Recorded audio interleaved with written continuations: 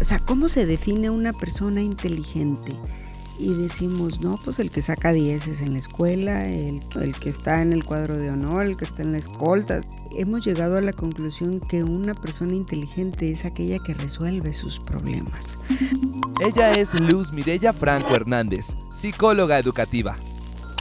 Cuando una persona con diversidad funcional motora no puede relacionarse plenamente con su entorno, es porque hay un déficit en el entorno.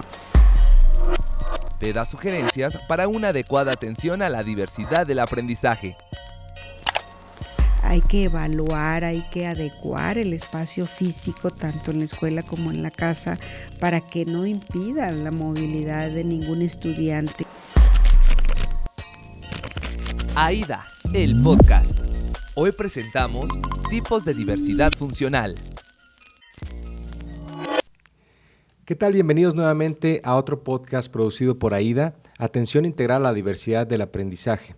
El día de hoy queremos hablar de un tema que nos incluye a todos y nos responsabiliza a todos como sociedad, pero quien está más cerca de estos temas son los maestros y los padres de familia. Para hablarnos de este tema está con nosotros la maestra Luz Mireya Franco Hernández, quien es maestra en orientación educativa y precisamente nos va a hablar sobre los tipos de la diversidad funcional. Bienvenida, maestra Mireya.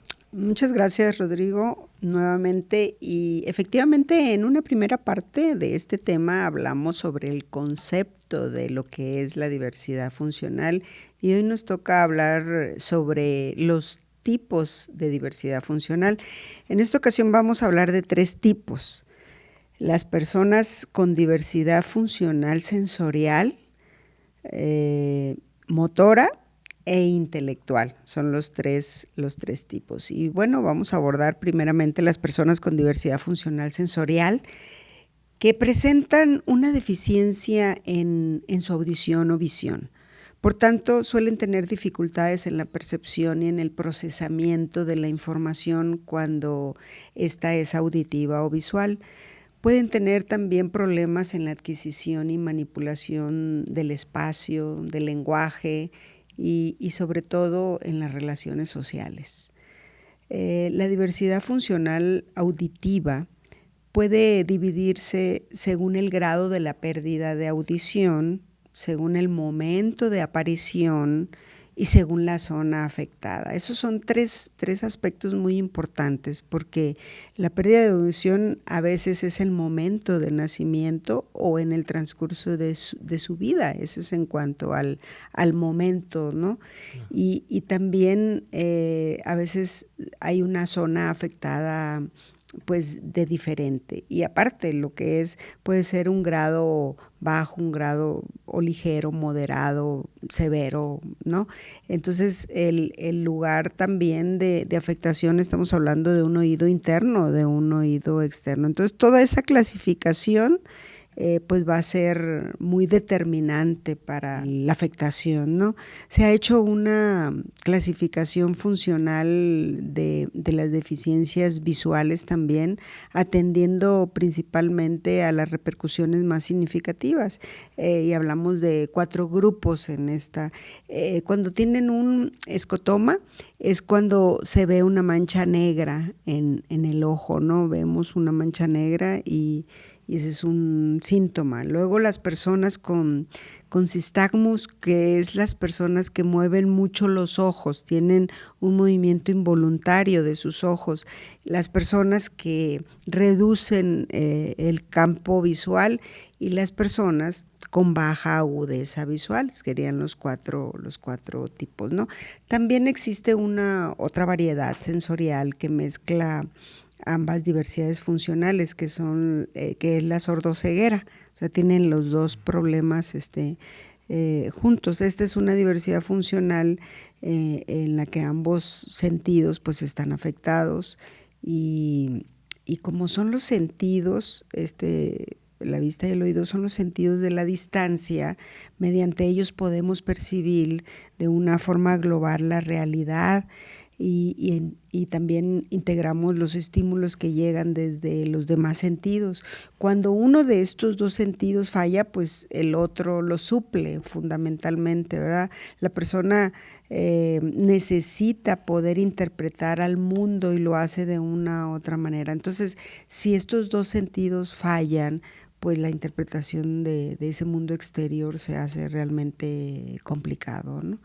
Claro, y bueno, también ahorita que lo comenta, Sí. que yo he visto personas que tienen ciertas diferencias, ciertas capacidades que no ven o no escuchan, pero desarrollan otras capacidades al 100% o al 150%, hasta más de su capacidad, ¿no? Gente que desarrolla un intelecto a veces o una, hasta para tocar. Yo he visto, por ejemplo, en la música muchos sordos, muchos ciegos que son muy virtuosos también porque desarrollan ese sentido, ¿no? Entonces sí, también creo que la intención con esto es dar información sobre cómo pueden seguir teniendo su vida normal, ¿no? Efectivamente, qué bueno que lo comentas porque vemos a muchas personas desarrollarse como si vieran, como si escucharan, Sí, o sea, lo hacen de una manera tan normal porque han ido desarrollando claro.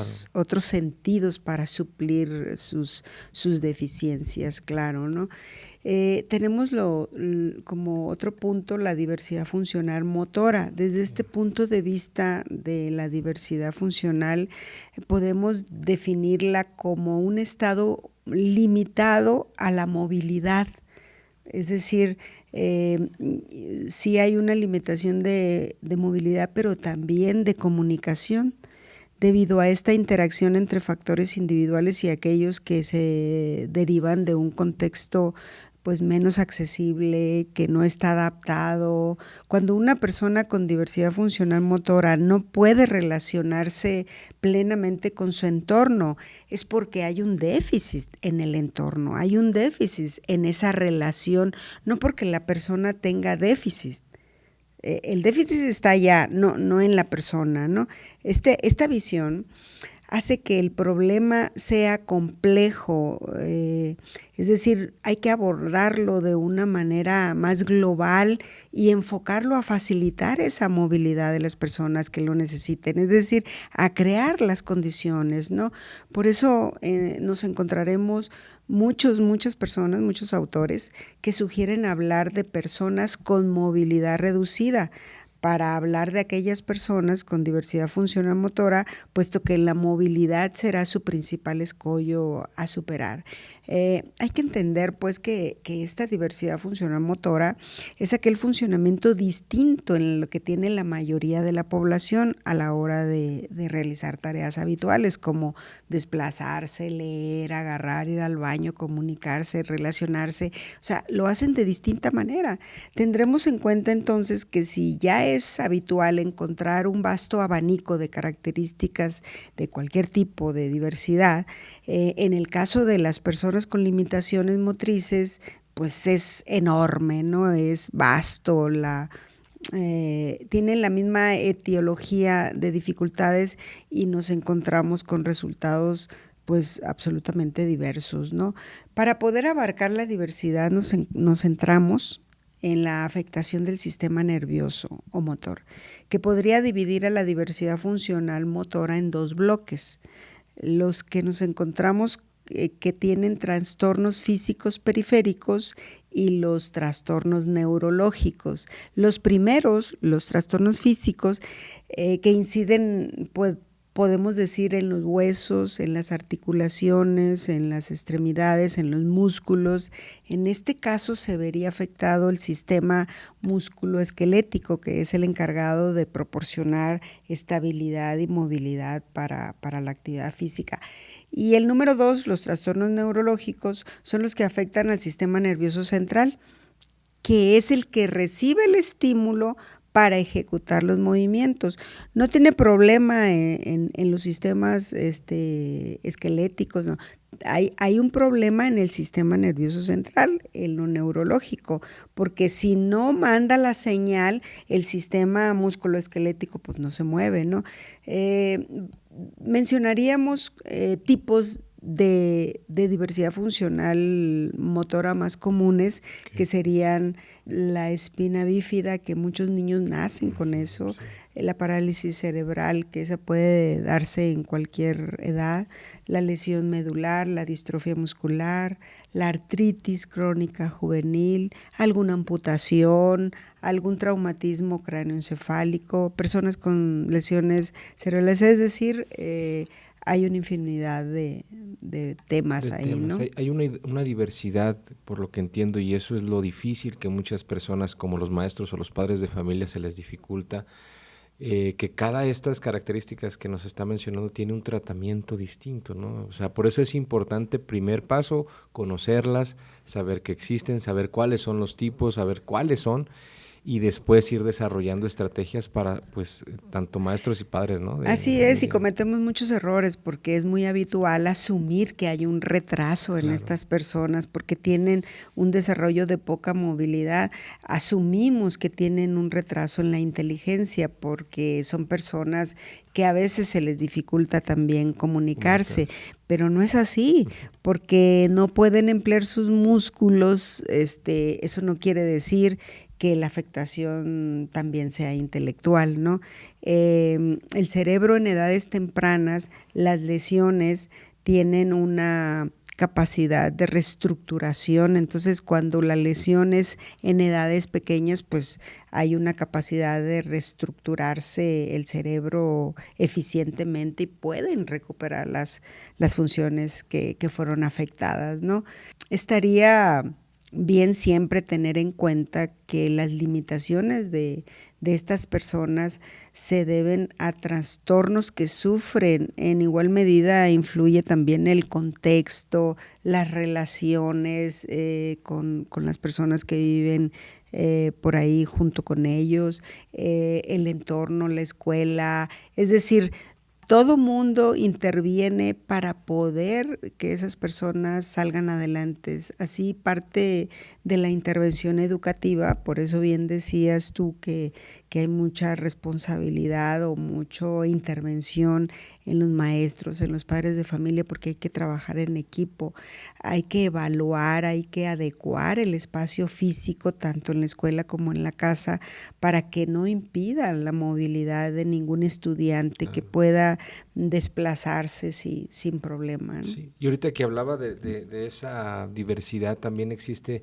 una diversidad, como lo menciona, intelectual, ¿no? O sea, una cosa es lo físico, lo neurológico, que también ya nos lo mencionaba, que no tiene que ver tampoco mucho con lo físico, sino puede ser hasta genético, ¿no? O otro tipo de situación. Pero hablar ahora de la diversidad funcional intelectual. ¿Qué puede hablar sobre como eso? decíamos, son tres, en la sensorial y en la motora, o sea, no quiere decir que se afecte lo intelectual, Exacto. pero sí hay una diversidad funcional intelectual donde ahí sí la discapacidad intelectual engloba un grupo de personas muy heterogéneo que se distingue por su dificultad para afrontar los aprendizajes escolares, el funcionamiento independiente en su comunidad, en sus relaciones sociales. Se diagnostica esto básicamente algunos en los primeros años de vida, pero según manuales clasificados de enfermedades debe manifestarse hasta antes de los 18 años para determinar esta diversidad. Entonces, estas personas con diversidad funcional intelectual muestran retrasos en la adquisición de habilidades motoras, de conocimientos habituales para su edad cronológica. En esta línea es posible que en la vida adulta pues tengan dificultades para lograr una vida independiente, pues que se puedan mover o desplazar, que no salgan a la calle y se pierdan y ese tipo de situaciones que los ponen pues de una manera más vulnerables, ¿no? Pero aún así, pues muchos de ellos lo consiguen y llevan su vida adulta desarrollando de una manera normal, ¿no?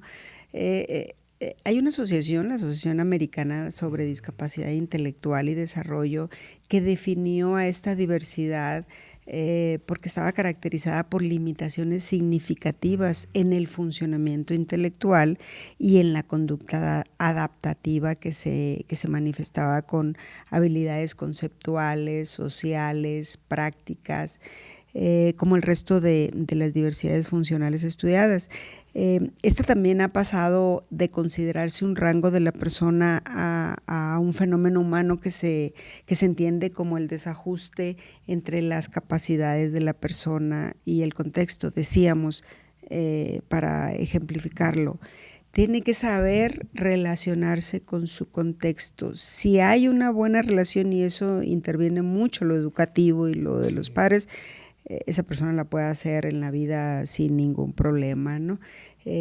Tanto la clasificación internacional de enfermedades como los de diagnóstico de trastornos mentales miden a estas personas, su gravedad la miden por los cocientes intelectuales, que si hay una medición abajo del 70 o inferior, pues ya decimos que es una clasificación con una diversidad funcional intelectual.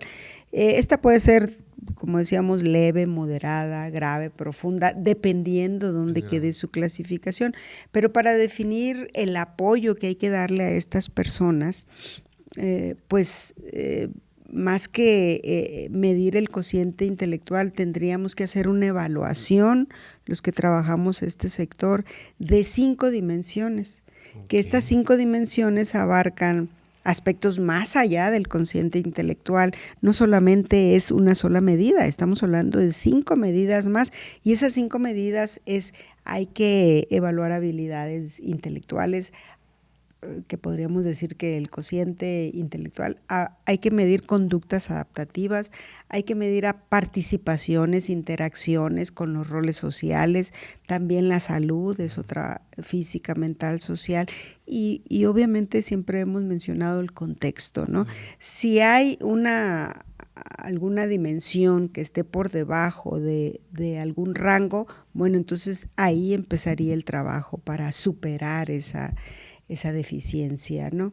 Entonces, podríamos hablar mucho de esto, pero este interesante tema, pues, podríamos dejarlo por el momento, sí, claro, aquí, porque siempre nos están enviando preguntas, claro, sí, claro, están preguntando sobre el tema, entonces de ahí partimos para la extensión. Sí, la idea precisamente de estas pláticas, maestra, es enterar a la gente sobre los temas de importancia, ¿no? En este caso de la diversidad, que es muy importante para AIDA, ¿no? que es esta organización que se enfoca a dar esa atención exclusivamente a personas que tienen diversidades funcionales o tienen otro tipo de problemas. Podemos alargarnos 3, 4 programas, yo creo, porque como dice usted, cada cosa tiene una particularidad y se tiene de manera distinta. Las habilidades intelectuales también tienen que ver con los roles sociales, en las escuelas tienen que ver también todo eso, hacer que una persona con una diferencia intelectual o una diversidad intelectual pues se adapte a eso. O sea, puede que, como dice, hay niveles, ¿no? Pero sí, en esos niveles podríamos encontrar también… Fíjate, ahora que lo mencionas, Rodrigo, ahora que lo mencionas, siempre batallamos no es batallar la palabra adecuada, pero siempre hay un debate en el que decimos, a ver, ¿qué es una persona inteligente? O sea, ¿cómo se define una persona inteligente? Y decimos, no, pues el que saca 10 en la escuela, el que, ¿no? El que está en el cuadro de honor, el que está en la escolta, o sea, podemos decir. Pero fíjate que hemos llegado a la conclusión que una persona inteligente es aquella que resuelve sus problemas. Puede ser que no saque 10 en la escuela, es que ahí ande con un 7 o 8, o sea, pero que se pueda desenvolver. Yo recuerdo muchos amigos que sacaban 10 en la escuela, 10, y no iban al baile de graduación porque no podían relacionarse socialmente.